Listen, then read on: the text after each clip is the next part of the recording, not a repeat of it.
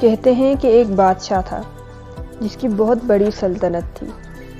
ایک دن بادشاہ کا موڈ اچھا تھا اور اس نے اپنے سب سے وفادار وزیر کو بلایا۔ جب وزیر کمرے میں حاضر ہوا تب بادشاہ کی وزیر کی طرف پشت تھی۔ وہ نوجوان وزیر کی طرف مڑا اور مسکرا کر پوچھا، تمہاری زندگی کی سب سے بڑی خواہش کیا ہے؟ وزیر شرما گیا، اس نے منہ نیچے کر لیا۔ بادشاہ نے کہا لگایا اور بولا، تم گھبراؤ مت، بس اپنی زندگی کی سب سے بڑی خواہش بتاؤ۔ وزیر گھٹنوں پر جھکا اور عاجزی سے بولا، حضور دنیا کی خوبصورت ترین سلطنت کے مالک ہیں۔ جب بھی یہ سلطنت دیکھتی ہوں تو میرے دل میں خواہش پیدا ہوتی ہے، اگر اس کا 10واں حصہ میرا ہوتا تو میں دنیا کا خوش نصیب ترین شخص ہوتا۔ وزیر خاموش ہو گیا۔ بادشاہ نے کہا لگایا اور بولا، میں اگر تمہیں اپنی آدھی سلطنت دے دوں تو؟ وزیر نے گھبرا کر اوپر دیکھا اور عاجزی سے بولا، بادشاہ سلامت، یہ کیسے ممکن ہے؟ میں اتنا خوش قسمت کیسے ہو سکتا ہوں؟ بادشاہ نے فوراً سیکرٹری کو بلایا اور اسے 2 احکامات لکھنے کا حکم دیا۔ بادشاہ نے پہلے حکم کے ذریعے اپنی آدھی سلطنت نوجوان وزیر کے حوالے کرنے کا فرمان جاری کر دیا، جبکہ دوسرے حکم میں بادشاہ نے وزیر کا سر قلم کرنے کا آرڈر دے دیا۔ وزیر دونوں احکامات پر حیران رہ گیا۔ بادشاہ نے احکامات پر مہر لگائی اور وزیر کی آنکھوں میں آنکھیں ڈال کر بولا، تمہارے پاس 30 دن ہیں۔ تم نے ان 30 دنوں میں صرف 3 سوالوں کے جواب تلاش کرنا ہے۔ تم کامیاب ہو گئے تو میرا دوسرا حکم منسوخ ہو جائے گا اور تمہیں آدھی سلطنت مل جائے گی، اور اگر تم ناکام ہو گئے تو پہلا حکم خارج کر دیا جائے گا اور دوسرے حکم کے مطابق تمہارا سر اتار دیا جائے گا۔ وزیر کی حیرت پریشانی میں بدل گئی۔ بادشاہ نے اس کے بعد کہا، میرے 3 سوال لکھ لو۔ وزیر نے لکھنا شروع کر دیا۔ بادشاہ نے کہا، انسان کی زندگی کی سب سے بڑی سچائی کیا ہے؟ وہ رکا اور بولا، دوسرا سوال۔ انسان کی زندگی کا سب سے بڑا دھوکہ کیا ہے؟ وہ رکا اور پھر بولا، تیسرا سوال۔ انسان کی زندگی کی سب سے بڑی کمزوری کیا ہے؟ بادشاہ نے اس کے بعد نکارے پر چوٹ لگوائی اور بآواز بلند کہا، تمہارا وقت شروع ہوتا ہے اب۔ وزیر نے دونوں پروانے اٹھائے اور دربار سے دوڑ لگا دی۔ اس نے اس شام ملک بھر کے دانشور، ادیب، مفکر اور ذہین لوگ جمع کیے اور سوال ان کے سامنے رکھ دیے۔ ملک بھر کے دانشور ساری رات بحث کرتے رہے، لیکن وہ پہلے سوال پر ہی کوئی رائے قائم نہ کر سکے۔ وزیر نے دوسرے دن دانشور بڑھا دیے، لیکن نتیجہ وہی نکلا۔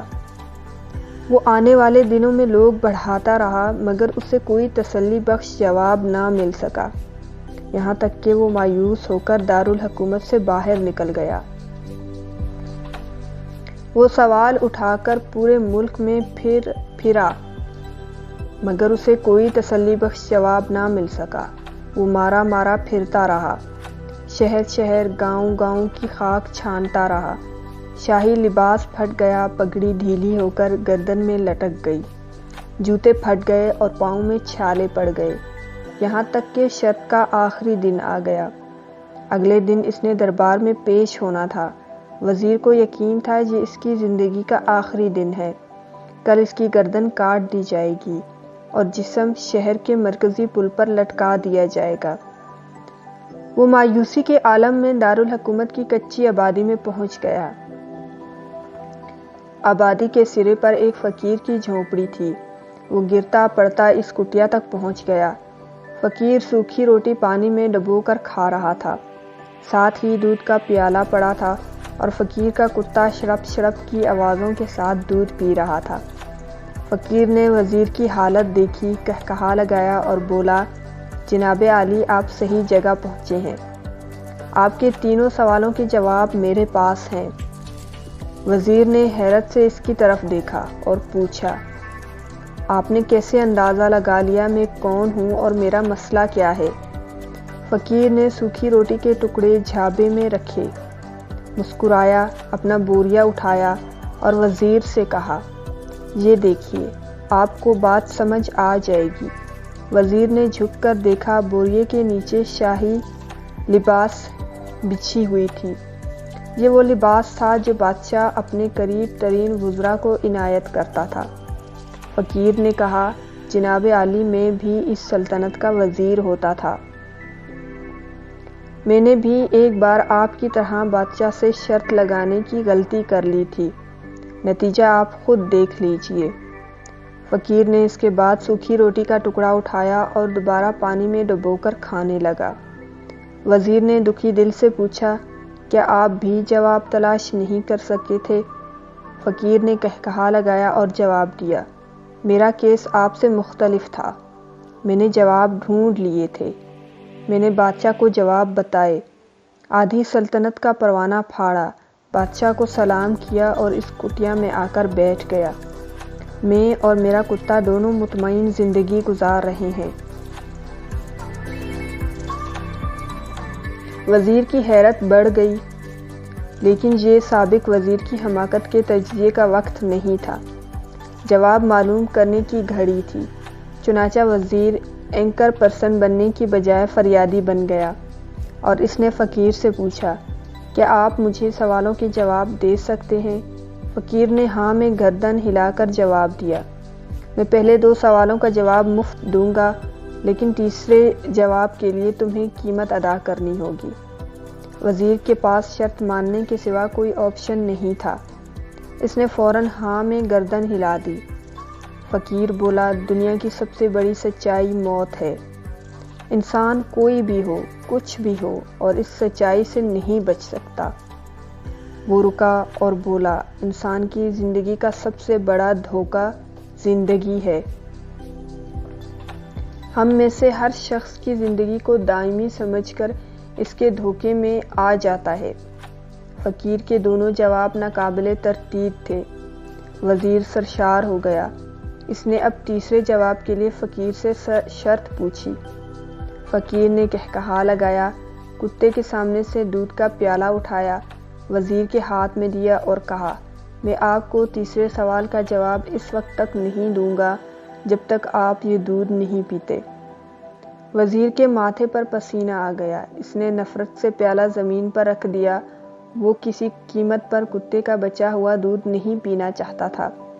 فقیر نے کندھے اچکائے اور کہا، اوکے، تمہارے پاس اب 2 راستے ہیں، تم انکار کر دو اور شاہی جلاد کل تمہارا سر اتار دے گا، یا پھر تم یہ دودھ پی لو اور تمہاری جان بھی بچ جائے گی اور تم آدھی سلطنت کے مالک بھی بن جاؤ گے۔ فیصلہ بہرحال تم نے کرنا ہے۔ وزیر مشکل میں پھنس گیا۔ ایک طرف زندگی اور آدھی سلطنت تھی اور دوسری طرف کتے کا بچا ہوا دودھ تھا۔ وہ سوچتا رہا یہاں تک کہ جان اور مال جیت گیا اور عزت نفس ہار گئی۔ وزیر نے پیالہ اٹھایا اور ایک ہی سانس میں دودھ پی گیا۔ فقیر نے قہقہا لگایا اور بولا، میرے بچے، انسان کی سب سے بڑی کمزوری غرض ہوتی ہے، یہ اسے کتے کا بچا ہوا دودھ تک پینے پر مجبور کر دیتی ہے، اور یہ وہ سچ ہے جس نے مجھے سلطنت کا پروانہ پھاڑ کر اس کٹیا میں بیٹھنے پر مجبور کر دیا تھا۔ میں جان گیا تھا کہ میں جوں زندگی کے دھوکے میں آؤں گا اور موت کو جتنا فراموش کرتا رہوں گا، میں اتنا ہی غرض کی دلدل میں دھستا جاؤں گا، اور مجھے روز اس دلدل میں سانس لینے کے لیے غرض کا غلیظ دودھ پینا پڑے گا۔ لہٰذا میرا مشورہ ہے، زندگی کی ان تینوں حقیقتوں کو جان لو، تمہاری زندگی اچھی گزرے گی۔ وزیر خجلت، شرمندگی اور خود ترسی کا تحفہ لے کر فقیر کی کٹیا سے نکلا اور محل کی طرف چل پڑا۔ وہ جوں محل کے قریب پہنچ رہا تھا، اس کے احساس سے شرمندگی میں اضافہ ہو رہا تھا، اس کے اندر ذلت کا احساس بڑھ رہا تھا۔ وہ اس احساس کے ساتھ محل کے دروازے پر پہنچا، اس کے سینے میں خوفناک ٹیس اٹھی، وہ گھوڑے سے گرا، لمبی ہچکی لی اور اس کی روح قبض ہو گئی، مطلب اس کی ڈیتھ ہو گئی، وہ انتقال کر گیا۔ تو ویورز، ہمیں کسی دن کسی ٹھنڈی جگہ پر بیٹھ کر زندگی کے ان بنیادی اصولوں پر ضرور غور کرنا چاہیے۔ ہمیں یہ سوچنا چاہیے، ہم لوگ کہیں زندگی کے دھوکے میں آ کر غرض کے پیچھے تو نہیں بھاگ رہے، ہم لوگ کہیں موت کو فراموش تو نہیں کر بیٹھے، ہم کہیں اس کہانی کے وزیر تو نہیں بن گئے۔ مجھے یقین ہے ہم لوگوں نے جس دن یہ سوال سوچ لیا، اس دن ہم غرض کی ان غلیظ پیالوں سے بالاتر ہو جائیں گے۔ میرے چینل کو لائک، شیئر اور سبسکرائب کر دیں اور بیل بٹن کو دبانا نہ بھولیں۔ خوش رہیں اور خوشیاں بانٹیں۔